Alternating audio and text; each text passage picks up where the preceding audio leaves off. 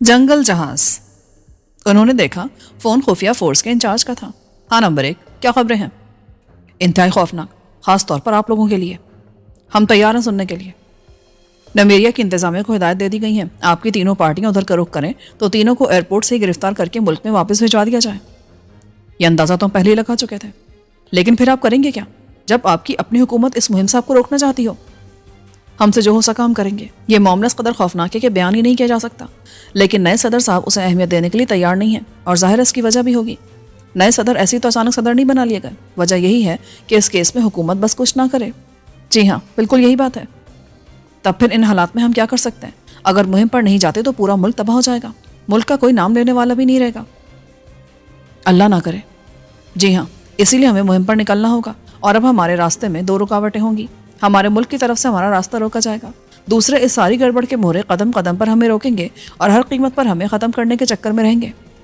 बहरहाल तुम भी मोहतात रहो और जहाँ तक हो सके हमें खबरें सुनाते रहो। इसका मतलब है आप जल्द इस मुहिम पर रवाना होने वाले हैं? हाँ नंबर 1, ये तो अब करना ही होगा। अच्छी बात है सर, मैं मुसलसल रब्ता रखूंगा और मुहिम पर भी आपके साथ चलूंगा। हैं? ये क्या कहा तुमने? मेरा मतलब है सर, हम लोग साए की तरह आपके साथ साथ रहेंगे, क्योंकि इस मुहिम पर कदम कदम पर खतरात हैं। मैं तुम्हें इसकी इजाज़त नहीं दूंगा। हमारा मुकाबला हिप्नोटिज्म और जादू के माहिर तरीन लोगों से है, और तुम ये दोनों फन नहीं जानते, लिहाजा उनके हत्थे चढ़ जाओगे, मारे जाओगे। लिहाजा तुम अपनी जगह पर रहो, तुम्हारी यहाँ ज़्यादा ज़रूरत है। जो हुक्म सर। उन्होंने राब्ता ख़त्म कर दिया। अब हम नमेरिया नहीं जा सकते, बराह रास्त बटोमा जाना होगा, और जाहिर है जो लोग नमेरिया में जमा हो रहे हैं वो भी आखिर बटोमा आएंगे। लिहाजा उनसे रास्ते में मुलाकात हो जाएगी या वहीं कहीं हो जाएगी। मुलाकात ना हो तब भी कोई बात नहीं, हमें तो अपना काम करना है। इस मामले पर आप मेरी उलझन दूर कर दें। ऐसे में फरजाना की आवाज़ सुनाई दी। हाँ फरजाना, कहो क्या कहना चाहती हो? फ़र्ज़ कीजिए अल्लाह ताला हमें इस मुहिम में कामयाबी अता कर देते हैं और हम बखैरियत अपने वतन आ जाते हैं, तो क्या होगा? नए सदर तो हमें गिरफ्तार कर लेंगे। इस सवाल का जवाब यह है कि वो हमें उस वक्त गिरफ्तार नहीं कर सकेंगे। लेकिन कैसे? फारूक ने हैरान होकर पूछा। इस सवाल का जवाब मैं इस वक्त नहीं दे सकता, बस तुम अपने जहनों को मत उलझाओ और बेफिक्र हो जाओ। अगर हमें इस मुहिम पर ना निकलना होता तो हम पहले इसी मसले को हल कर लेते। इस वक्त ज़्यादा खतरा बटोमा में होने वाली साजिशों से है, ना कि नए सदर से। चलिए ठीक है, हमारा इत्मीनान हो गया। यहाँ से हमें कहाँ जाना होगा? महमूद ने पूछा। ये मैं तुम लोगों को सुबह फजर से पहले बताऊंगा। दूसरे दिन फजर से पहले वो सफ़र के लिए तैयार हो चुके थे। एक बड़ी गाड़ी सदर की रिहाइश के अंदर से उन्हें लेकर निकली। उसके शीशे अंधे थे, बाहर से अंदर बैठे लोगों को कोई नहीं देख सकता था। उस गाड़ी ने उन्हें साहिल तक पहुंचा दिया। यहाँ एक बड़ी लॉन्च तैयार खड़ी थी, वो उस पर सवार हो गए। उनके दोस्त सदर उस गाड़ी में उनके साथ आए थे। उन्होंने उन्हें अलविदा कहा और लॉन्च रवाना हो गई। वो लॉन्च के ड्राइवर की तरफ मुड़े। हमारा सफ़र कितने घंटे का है? 19 घंटे का। ओह, काफ़ी तवील है फिर तो। जी हाँ, लेकिन जहाँ मैं आपको उतारूंगा वो एक बिल्कुल आज़ाद रियासत है। वहाँ किसी भी मुल्क के लोग बगैर किसी पाबंदी के आ जा सकते हैं, और उसके बिल्कुल करीब बटोमा है। वहाँ से बटोमा तक अपना रास्ता आपको खुद तय करना होगा, और वो रास्ता आप कैसे तय करते हैं ये आपका काम होगा। मुझे इसका कोई तजुर्बा नहीं है। ठीक है, आप फिक्र मत करें और हमें उस आज़ाद रियासत तक पहुंचा दें, फिर हम जाने और हमारा काम। फिर वो लॉन्च के हॉल में आ गए। हॉल में चारों तरफ कुर्सियां बिछाई गई थी और दरमियान में गोल मेज़ें रखी थी। वो उस मेज़ के गिर्द कुर्सियों पर बैठ गए। गोया 19 घंटे तक हम बिल्कुल फारिग हैं, खूब गपशप लगा सकते हैं, ज़रबुल अमसाल और मुहावरात की एक दूसरे पर बौछार कर सकते हैं, नमाजों के औकात के अलावा। इंस्पेक्टर जमशेद बोल उठे। जी हाँ, वो तो है। नमेरिया में जो लोग जमा हो रहे हैं, क्या वो भी वहाँ से इस आज़ाद रियासत में आएंगे? ये तो हमें मालूम नहीं, लेकिन शायद इस बारे में रियासत पहुंचकर हमें मालूम हो जाएगा। खैर देखा जाएगा। अब बड़ों की तरफ से हमें इजाज़त होनी चाहिए, क्योंकि हम एक मुद्दत बाद मिले हैं। ओह, ये मैं क्या देख रहा हूँ? उन्होंने ड्राइवर की आवाज़ सुनी। ये जुमला उसने अपने कैबिन से बोला था, लेकिन माइक उस कमरे में भी लगे हुए थे, लिहाजा उन्होंने उसका जुमला सुन लिया। वो चौंक उठे। उसी वक्त उसके नायब ने कहा, क्या देख रहे हैं? एक जंगी जहाज़। जंगी जहाज़? भला जंगी जहाज़ का यहाँ क्या काम? हो सकता है ये जहाज़ डाकुओं का हो। उन्होंने दूर से लॉन्च को देख लिया और हमारी तरफ बढ़ना शुरू कर दिया हो। जो भी है, मैं खतरे की बू महसूस कर रहा हूँ। ये गुफ्तगू सुनकर वो बाहर निकल आए और ड्राइवर के कैबिन के बाहर जमा हो गए। उन्होंने चारों तरफ नजरें दौड़ाई, उन्हें कोई जहाज़ नजर ना आया। ये देखकर इंस्पेक्टर कामरान मिर्जा कैबिन में आए और बोले, हमें तो कोई जहाज़ नजर नहीं आ रहा। मस्तूल पर कैमरा लगा हुआ है, उसकी आंख जो देख रही है वो हम यहाँ स्क्रीन पर देख रहे हैं। आप इस तरफ देखिए। उसने स्क्रीन की तरफ इशारा किया। उन्होंने देखा एक जहाज़ के ऊपर वाले हिस्से नजर आ रहे हैं, लेकिन कभी नजर आने लगते और कभी नजरों से ओझल हो जाते। थोड़ी देर में ये साफ नजर आने लगा। इसी तरह वो लोग हमारी लॉन्च को देख रहे हैं। ड्राइवर बोला, लेकिन लॉन्च की रफ्तार तो जहाज़ की निस्बत ज़्यादा तेज़ होती है, लिहाजा हम उन्हें नज़दीक क्यों आने दें? آپ غلط سوچ رہے ہیں. کیا مطلب؟ یہ جنگی جہاز ہے, اس کی رفتار لانچ سے بہت زیادہ ہوتی ہے. ہم کسی بھی سمت سے نکلنا چاہیں یہ پھر بھی ہمیں آن لے گا. اچھی بات ہے, تب پھر اپنے راستے پر چلتے رہیں. ہو سکتا ہے یہ ہمیں روکنے کی کوشش نہ کرے, جبکہ میرا خیال ہے کہ اسے خاص طور پر ہمارے لیے بھیجا گیا ہے. ڈرائیور نے کہا. اوہ اچھا. انسپکٹر جمشید نے حیران ہو کر کہا. پھر انہوں نے موبائل پر اپنے دوست صدر کے نمبر ڈائل کیے. سلسلہ ملنے پر وہ بولے, السلام علیکم, ایک جنگی جہاز ہماری طرف بڑھ رہا ہے. اوہ, پریشان ہونے کی ضرورت نہیں, صرف اتنا بتا دیں کیا ہم لانچ کے ڈرائیور اور اس کے نائب پر اعتماد کر سکتے ہیں؟ جی ہاں, یہ میرے خاص آدمی ہیں. جان تو دے سکتے ہیں پر دھوکہ یا غداری نہیں کر سکتے. آپ کی ہر ممکن مدد کریں گے. آپ انہیں جو ہدایات دیں گے یہ اس پر عمل کریں گے. بہت خوب. اور چاہے انہوں نے بات چیت سن لی ہو تب بھی کوئی فرق نہیں پڑے گا. یہ وفادار ہیں اور وفادار رہیں گے. بہت خوب. تب پھر ہم ایک کام کرتے ہیں, ہم پوری رفتار کے ساتھ واپس آنے کی کوشش کرتے ہیں. اس طرح کم از کم اتنا ہوگا کہ ہم آپ کی ریاست کے نزدیک سے نزدیک تر ہوتے چلے جائیں گے, اور جنگی جہاز اگر ہمارا تعاقب کرے گا تو آپ کی ریاست کی حدود میں آ جائے گا. اس طرح آپ کے لڑاکا طیارے اسے بآسانی نشانہ بنا لیں گے. ٹھیک ہے, میں اپنی فضائی حدود میں لڑاکا طیارے بھجوا دیتا ہوں. بہت بہت شکریہ. آپ نے سنا ہمارا کیا پروگرام ہے؟ جی ہاں, ان حالات میں اس سے بہتر طریقہ اور کوئی ہو ہی نہیں سکتا. ڈرائیور خوش ہو کر بولا. اور ایسے طریقے ہم نے اپنے دوست خان رحمان سے سنے ہیں. وہ کون ہے؟ ایک ریٹائرڈ فوجی, یہ رہے ہمارے ساتھ. خان رحمان مسکرا دیے. اب لانچ پر ان کا واپسی کا سفر شروع ہوا. ساتھ ساتھ وہ جہاز کی پوزیشن کو دیکھتے رہے. جہاز بدستور ان کا تعاقب کر رہا تھا, جبکہ پہلے ایسا نہیں تھا. پہلے وہ ان سے نزدیک ہونے کے لیے ان کی سیدھ میں آ رہا تھا. جو ہی لانچ کا رخ بدلتے دیکھا گیا, انہوں نے بھی جہاز کا رخ ریاست کی طرف کر دیا. انہوں نے دیکھا ڈرائیور لانچ کو تیز چلانے میں اپنی پوری مہارت صرف کر رہا تھا. اس کی پوری کوشش کے باوجود جہاز کا اور لانچ کا درمیانی فاصلہ بڑھ رہا تھا. آخر ڈرائیور نے کہا, وہ مارا, ہم ریاست کی فضائی حدود میں داخل ہو چکے ہیں. یہاں ہمارے طیارے اس کی خبر لے سکیں گے. یہ ہوئی نا بات. جہاز لمحہ بہ لمحہ لانچ سے نزدیک ہوتا جا رہا تھا, لیکن اب وہ فکر مند نہیں رہے تھے. پھر اچانک فضا میں طیارے نمودار ہوئے اور جہاز پر فائرنگ کرتے آگے گزر گئے. انہوں نے جہاز کے مستول گرتے دیکھے. اس کے ساتھ ہی جہاز کا رخ بدل گیا. ادھر طیارے پھر آ رہے تھے. وہ ایک بار پھر فائرنگ کرتے گزر گئے. انہوں نے جہاز کا ایک حصہ ٹوٹتے دیکھا. بہت خوب, کافی ماہر ہیں یہ لوگ. خان رحمان نے تعریف کی. آہا, جہاز سے سفید جھنڈا لہرایا جا رہا ہے, گویا یہ لوگ صلح پر اتر آئے ہیں. تب پھر طیاروں کو روک دینا چاہیے.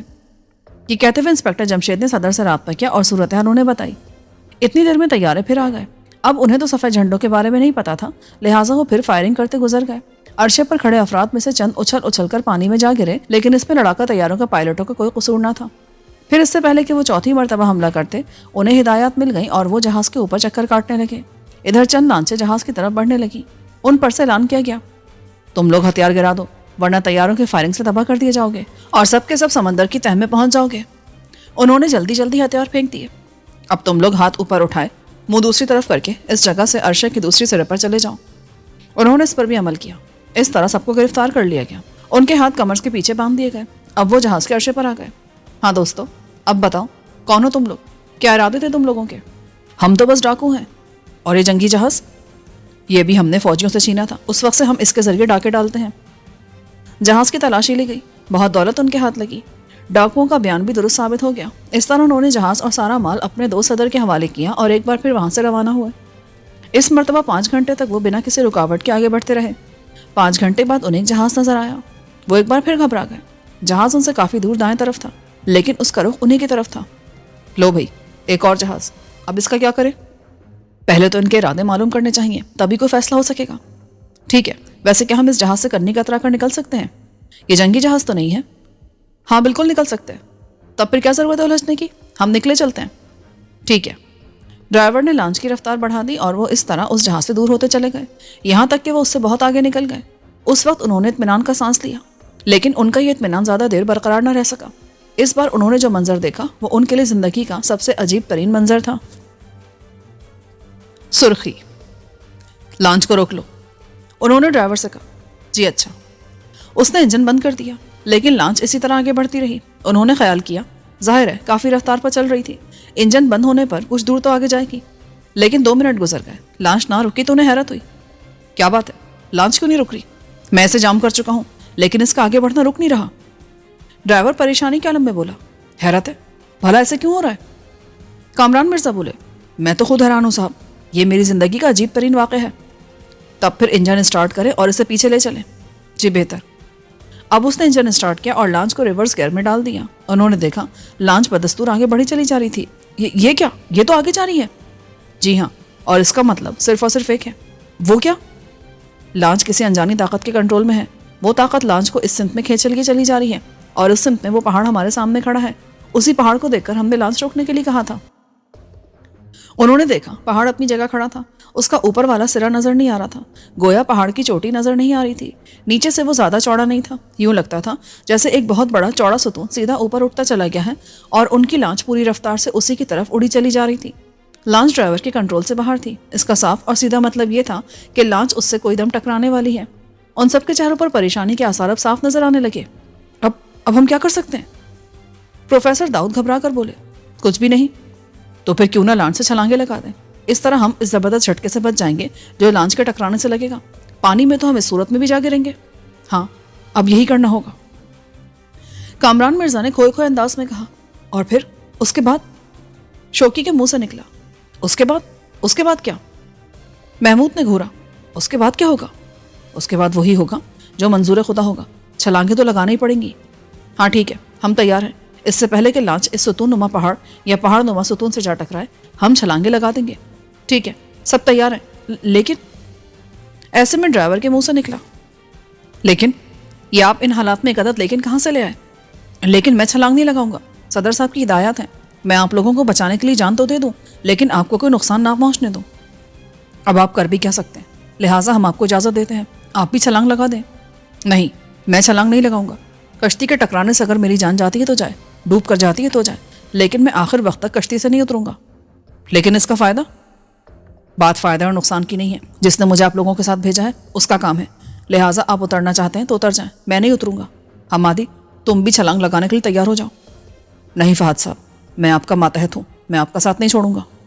اوہو، اس کا کوئی فائدہ نہیں. یہ احمق پن ہے.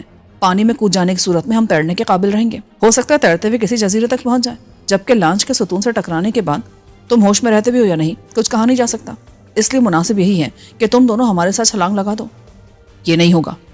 لیکن انسپکٹر جمشید نے سخت لہجے میں کہا. لیجئے، اب آپ ایک عدد دیکن اٹھا لائے، نہ جانے کہاں ہے. فاروق کے منہ سے نکلا. میں ان سے کہنا چاہتا ہوں، کیا صدر صاحب نے آپ کو یہ ہدایت نہیں دی کہ ہم جو کہیں وہ کرنا ہے؟ او ہاں، یہ تو انہوں نے کہا تھا.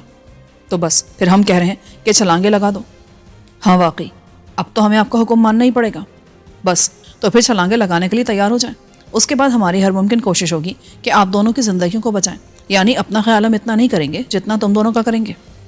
آپ ہماری فکر نہ کریں، ہم ملا ہیں، سمندر میں بہت دیر تک تیر سکتے ہیں اور ہمیں یہ بھی اندازہ ہے کہ یہاں سے بائیں طرف اگر ہم تیرنا شروع کر دیں تو ایک جزیرہ ہمارے راستے میں آ جائے گا. ہم اس پر پناہ لے سکیں گے. بہت خوب، یہ ہوئی نا بات. اور اب ہم اس ستون سے بالکل نزدیک ہو چلے ہیں. لانچ کوئی دم میں ٹکرانے والی ہے. پھر ان سب نے اللہ کا نام لے کر ضروری چیزیں جیبوں میں ٹھوس کر سمندر میں چھلانگیں لگا دی اور لگے تیرنے. وہ بائیں طرف تیر رہے تھے لیکن مڑ مڑ کر لانچ کی طرف بھی دیکھ رہے تھے. اچانک لانچ اس ستون سے ٹکرا گئی مگر کوئی دھماکہ نہ ہوا، نہ کوئی جھٹکا لگا، نہ لانچ کے ٹکڑے ہوئے. وہ اس طرح آرام سے اس ستون سے جا چپکی جیسے لوہے کی چیز کو مقناطیس نے اپنی طرف کھینچ لیا ہو. یہ کیا؟ لانچ کو تو کچھ بھی نہیں ہوا. تب پھر ہم اس پر سوار ہو سکتے ہیں. آؤ، انسپکٹر جمشید نے پرجوش انداز میں کہا. اب وہ سب کشتی کی طرف چل پڑے. لمحہ بہ لمحہ وہ اس کے نزدیک ہوتے چلے گئے. پھر وہ باری باری اس پر سوار ہو گئے. ڈرائیور نے انجن اسٹارٹ کیا اور اس جگہ سے لانچ کو ہٹانا چاہا لیکن وہ اس سے بدستور چپکی رہی. یہ کیا؟ لانچ تو اس سے الگ ہی نہیں ہو رہی. اوہ، آخر یہ ستون ہے کیا بھلا؟ اچانک ستون میں سے دو ہاتھ نمودار ہوئے. ان دونوں ہاتھوں نے لانچ کو پکڑا، بالکل اس طرح جیسے کوئی انسان کسی پیالے کو پکڑ لیتا ہے. پھر ان دونوں ہاتھوں نے اس لانچ کو پانی کی سطح سے اوپر اٹھا لیا. ارے باپ رے، یہ تو کوئی جن ہے. شوکی چلایا. کیا کہا؟ جن؟ ہاں جن. ایسے کام تو جن ہی کر سکتے ہیں. اسی وقت کشتی اوپر اٹھنے لگی. وہ کسی لفٹ کی طرح اوپر اٹھ رہی تھی. یہ آپ کیا کر رہے ہیں جن بھائی؟ مکھن نے ڈرے ڈرے انداز میں کہا. کیا کہا؟ جن بھائی؟ حد ہو گئی. اب یہ حضرت جن کو بھائی بنانے پر تل گئے ہیں. تل تو ہم سبھی رہے اس وقت. جن میاں، آپ کا ارادہ کیا ہے؟ انہوں نے بادلوں کے گرجنے کی آواز سنی. یہ آپ کی آواز ہے یا بادل گرجے ہیں؟ آفتاب نے ہانک لگائی. اس جملے کا ترجمہ تو کر دیں. اب ہمیں کیا پتا کہ یہ کون سی زبان کے الفاظ ہیں. اگر یہ جناتی زبان ہے تو ہم نہیں جانتے. فاروق جلدی جلدی بولا. کچھ بھی ہو، ان صاحب کے ارادے ٹھیک نہیں ہیں، ورنہ یہ لانچ کو پانی کی سطح سے اتنا اونچا کیوں اٹھاتے؟ پروفیسر داؤد نے کہا. شاید یہ حضرت ہمیں جنوں کے دیس میں لے جانا چاہتے ہیں اور وہاں لے جا کر یہ ہمیں مکھیاں بنا دیں گے، جیسا کہ پرانے زمانے کی کہانیوں میں ہوتا تھا۔ توبہ کرو بھائی، اللہ کو یاد کرو۔ یہ تو خیر کام کی بات کہی تم نے، ان حالات میں اللہ کو یاد کرنے کی بہت زیادہ ضرورت ہے۔ وہ لگے اللہ کو یاد کرنے۔ ادھر لانچ مسلسل اوپر اٹھ رہی تھی، ستون اب بھی ان کی نظروں کے سامنے تھا، اور ستون میں سے نکلے ہوئے دونوں ہاتھ کشتی کو اوپر ہی اوپر اٹھا رہے تھے۔ ڈرائیور اور اس کے ساتھی کی گھگی بن چکی تھی۔ کسی قدر خوف انہیں بھی محسوس ہو رہا تھا۔ وہ حالات کے رحم و کرم پر تھے اور خود کچھ کرنے کے قابل نہیں تھے۔ اچانک انہوں نے ایک بار پھر وہی ہنسی کی آواز سنی۔ پھر لانچ ترچھی ہونے لگی۔ ارے ارے، یہ کیا کر رہے ہو؟ ہم نیچے گر جائیں گے۔ شوکی چلا اٹھا۔ لانچ اور ترچھی ہو گئی۔ ان کے لیے لانچ میں ٹھہرے رہنا مشکل ہو گیا۔ ان کے پاؤں اکھڑنے لگے۔ انہوں نے لانچ کے کناروں کو پکڑ لیا، لیکن کب تک؟ جب لانچ بالکل الٹی ہو گئی تو کنارے بھی ان کے ہاتھوں سے چھوٹ گئے۔ وہ بہت اونچائی سے پانی کی طرف گرنے لگے۔ ایسے میں کئی گھٹی گھٹی چیخیں بھی سنائی دیں۔ شاید یہ حمادی اور فہد کی تھی، کیونکہ وہ تو اس قسم کے حالات کے عادی تھے ہی۔ ایک زوردار جھپاکے کی آواز کے ساتھ وہ پانی میں جا گرے۔ پانی ان کے جسموں کو نیچے لے گیا، پھر اس نے انہیں اوپر اچھال دیا۔ اس وقت انہوں نے فوراً تیرنا شروع کر دیا، لیکن وہ مختلف جگہوں پر گرے تھے۔ کسی کو کسی کے بارے میں معلوم نہ تھا۔ انہوں نے نظریں گھما کر دیکھا تو ستون کہیں نظر نہ آیا۔ اب تو وہ چکرا گئے، کیونکہ ستون کو دیکھ کر وہ بائیں طرف کا رخ کر سکتے تھے، لیکن اب ان کے چاروں طرف پانی ہی پانی تھا۔ انہیں کچھ معلوم نہیں تھا کہ جزیرہ کس سمت میں ہے، اور چونکہ پانی میں تھے لہٰذا تیرنے کے سوا اور کچھ نہیں کر سکتے تھے۔ تاہم اس وقت انہوں نے ایک اور کام کیا، ہوا کے رخ پر تیرنے لگے، کیونکہ ہوا کے مخالف سمت میں تیرنا اور زیادہ مشکل ہو جاتا۔ اس طرح وہ بہت تھک جاتے۔ سب اکیلے اکیلے تیر رہے تھے۔ ان حالات میں امید کا دامن کئی بار ہاتھ سے چھوٹتا محسوس ہوا۔ پھر وہ تیرتے تیرتے بے ہوش ہو گئے۔ انسپکٹر جمشید کی آنکھ کھلی تو وہ ایک ساحل پر پڑے تھے۔ انہوں نے سر اٹھایا تو ایک جزیرہ نظر آیا۔ پل بھر کے لیے انہیں خوشی کا احساس ہوا، لیکن پھر یہ احساس غم میں بدل گیا، کیونکہ اپنے بچوں اور باقی ساتھیوں کا انہیں خیال آ گیا تھا۔ وہ اٹھے اور جزیرے کے ساحل کے ساتھ ساتھ چلنے لگے تاکہ کوئی اور ساتھی ساحل پر پڑا نظر آئے تو معلوم ہو جائے۔ انہیں دور سے ایک جسم پڑا نظر آیا۔ ان کے دل کی دھڑکن تیز ہو گئی۔ وہ دوڑ کر نزدیک پہنچے تو وہ آفتاب تھا۔ وہ فوراً بولے، یا اللہ تیرا شکر ہے، ایک ساتھی تو ملا۔ انہوں نے آفتاب کو ہوش میں لانے کی کوشش کی، لیکن اس نے آنکھیں نہ کھولی تو اسے اٹھا کر وہ ایک درخت کے نیچے لے آئے۔ اسے الٹا کر کر کے اس کے پیٹ سے پانی نکالنے کی کوشش کرنے لگے، لیکن اس کے پیٹ میں پانی نہیں تھا۔ اس کا مطلب تھا کہ وہ تیرتے ہوئے یہاں تک آ گیا تھا، لیکن پھر تھکن سے بے ہوش ہو گیا۔ انہوں نے اسے وہیں چھوڑا اور ساحل کے ساتھ ساتھ دوڑتے چلے گئے۔ جلدی انہیں شوکی نظر آ گیا۔ انہوں نے ایک بار پھر اللہ کا شکر ادا کیا اور اسے اٹھا کر آفتاب کے پاس لے آئے۔ اس کے بعد انہوں نے باقی ساحل کا بھی چکر لگا ڈالا، لیکن کوئی اور ساتھی نظر نہ آیا۔ اس کا مطلب تھا کہ جزیرے تک وہ تین ہی پہنچ سکے تھے۔ جلدی ان دونوں نے آنکھیں کھول دیں۔ ان کی طرف دیکھ کر وہ دھیرے سے مسکرائے اور پھر ایک ساتھ انہوں نے کہا، اور ہمارے باقی ساتھی؟ اور جب انہوں نے انسپکٹر جمشید کو خاموش پایا تو ان کی آنکھوں میں خوف دوڑ گیا۔ نہیں نہیں۔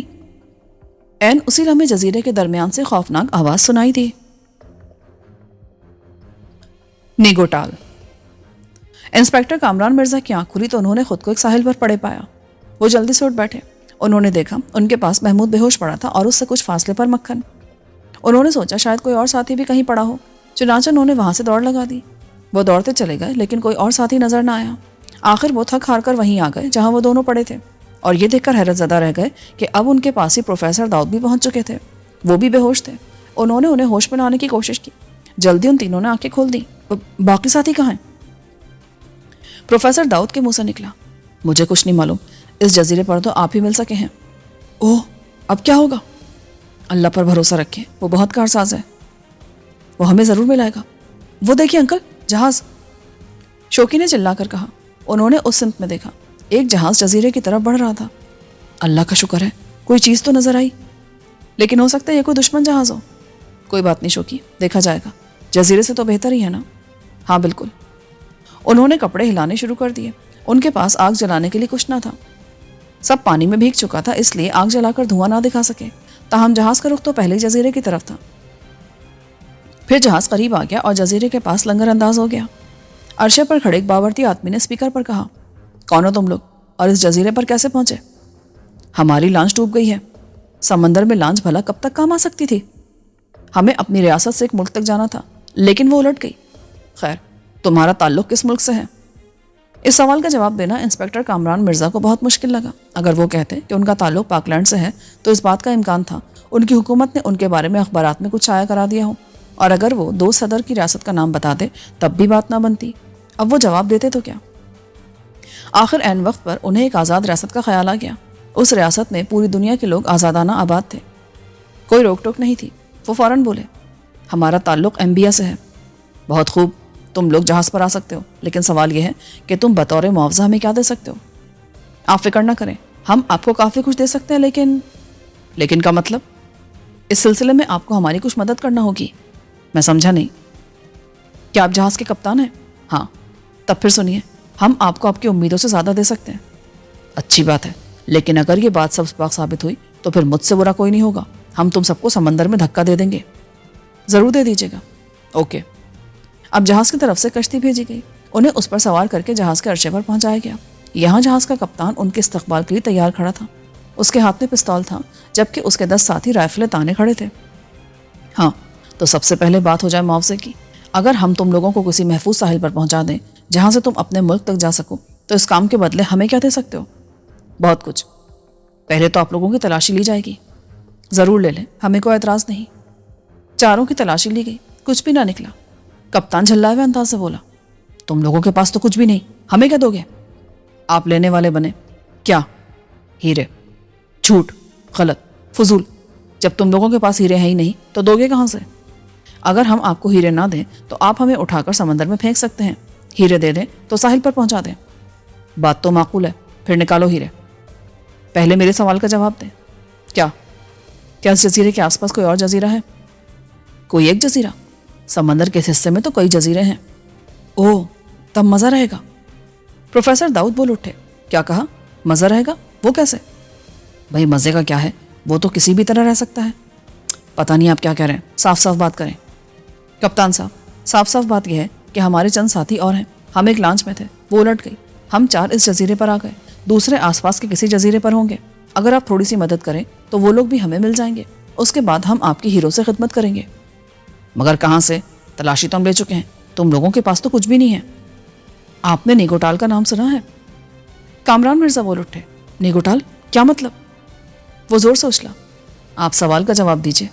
ہاں، میں جانتا ہوں، وہ افریقہ کا ایک علاقہ ہے جو ہیرو کی کانوں کے لیے بہت مشہور ہے۔ بہت خوب، یہی سننا چاہتا تھا میں آپ سے۔ ہمارے ان ساتھیوں میں ایک ساتھی ایسا ہے جو نیگوٹال کی 10 ہیرے کی کانوں کا اکیلا مالک ہے۔ ارے جاؤ، کیوں گپ ہانک رہے ہو؟ اور اس کے پاس بہت سے ہیرے ہر وقت موجود رہتے ہیں۔ اگر میری بات غلط ثابت ہوئی تو میری گردن اڑا دیں، بس آپ ان جزیروں تک ہمیں لے چلیے۔ اچھی بات ہے، لیکن اتنا سن لیں، بات غلط ہونے کی صورت میں آپ لوگوں کو موت کے گھاٹ اتار دیا جائے گا۔ ٹھیک ہے۔ اور پھر جہاز وہاں سے روانہ ہوا۔ کچھ دیر بعد وہ ایک جزیرے پر پہنچ گئے۔ وہاں انسپیکٹر جمشید، آفتاب اور شوقی تھے، انہیں بھی سوار کرا لیا گیا۔ ان میں سے ہیرے کس کے پاس ہیں؟ وہ ساتھی ان میں نہیں ہیں، ہمیں 1-2 جزیرے اور دیکھنا پڑیں گے۔ جزیرے تو میں 10 اور دیکھ لوں گا، لیکن ہیرے ملنے چاہیے مجھے۔ اگر ہمارے وہ ساتھی مل گئے تو ہیرے آپ کو ضرور مل جائیں گے۔ تمہاری باتوں پر نہ جانے کیوں یقین نہیں آ رہا۔ تب پھر سن لیں، میں اس کا حلیہ بتا دیتا ہوں۔ انہوں نے خان رحمان کا حلیہ بتا دیا، نام بھی بتا دیا۔ اب وہ پھر روانہ ہوئے۔ آخر ایک جزیرے پر باقی لوگ مل گئے۔ اب تو ان میں خوشی کی لہر دوڑ گئی۔ وہ ایک دوسرے سے گرم جوشی سے ملے۔ البتہ ان میں حمادی اور فہد نہیں تھے۔ ان کی تلاش کے لیے باقی جزیرے بھی دیکھے گئے، لیکن وہ نہ ملے۔ اب کپتان کی نظریں خان رحمان پر جم گئیں۔ تو یہی ہے وہ؟ خان رحمان چونکے۔ کیا مطلب؟ ہمارا ان سے ایک سودا طے ہوا ہے۔ ہم 3 جزیروں پر بکھرے پڑے تھے، ہم نے ان سے بات کی۔ یہ کہنے لگے اگر وہ ہمیں ایک جگہ جمع کرنے میں کامیاب ہو گئے تو انہیں کیا ملے گا؟ اس پر میں نے کہہ دیا کہ آپ کو ہیرے ملیں گے۔ میں نے غلط تو نہیں کہا نا خان رحمان؟ بالکل نہیں کامران مرزا۔ تب پھر نکالے وہ ہیرے۔ کپتان بےتابانہ لہجے میں بولا۔ ہیرے تو ہم آپ کو ساحل پر پہنچ کر دیں گے۔ انسپیکٹر جمشید جلدی سے بول اٹھے۔ بالکل ٹھیک کہا جمشید، یہ بات نہیں ہوئی تھی، اپنے ساتھی سے پوچھ لیجئے۔ یہ ٹھیک ہے، لیکن آپ نے وعدہ کیا ہے کہ ہمیں ساحل پر اتار دیں گے۔ بالکل، تم لوگ فکر مت کرو۔ خان رحمان، انہیں 4 عدد ہیرے دے دو۔ کیا کہا؟ 4 عدد؟ یہ بات نہیں ہوئی تھی۔ کپتان چلا کر بولا۔ تب پھر کیا بات ہوئی تھی؟ کامران مرزا مسکرائے۔ تمام ہیرے دینا ہوں گے۔ اچھی بات ہے خان رحمان، انہیں سب ہیرے دے دو۔ انہوں نے خفیہ جیب سے ہیرے نکال کر کپتان کی طرف بڑھا دیے۔ وہ ان کی چمک دمک دیکھ کر چونک اٹھا، لیکن پھر بولا، کیا خبر، یہ نقلی ہیرے ہوں؟ جی نہیں، ویسے آپ اپنا اطمینان کر لیں۔ شاہجون کو بلاؤ۔ کپتان نے اپنے ایک ساتھی سے کہا۔ اس نے دوڑ لگا دی اور سیڑھیاں اترتے غائب ہو گیا۔ جلدی اس کی واپسی ہوئی۔ اس کے ساتھ بہت بڑے بالوں والا ایک آدمی تھا۔ شاہجون حاضر ہے۔ مسٹر شاہجون، ذرا ان ہیروں کا جائزہ لینا۔ بہت بہتر ماسٹر۔ شاہجون ہیروں پر جھک گیا، پھر وہ اچھل پڑا۔ یہ تو بہت قیمتی ہیرے ہے۔ کیا واقعی؟ آپ سوچ بھی نہیں سکتے ماسٹر۔ بہت خوب، لاؤ بھائی، ہیرے مجھے دے دو۔ اس نے ہیرے کپتان کو دے دیے. مجھے اجازت ہے ماسٹر, یہ میرے آرام کا وقت ہے. ہاں ٹھیک ہے, تم جاؤ. وہ مڑنے لگا. اسی وقت فرزانہ کی آواز آئی, لیکن مسٹر شرجون آپ اس طرح نہیں جا سکتے. کیا مطلب؟ میں نے کہا نا آپ اس طرح نہیں جا سکتے. اے لڑکی, تم کہنا کیا چاہتی ہو؟ تم نے تمام ہیرے کپتان کو نہیں دیے, ایک اپنے پاس رکھ لیا ہے. کیا؟ کپتان چلا اٹھا.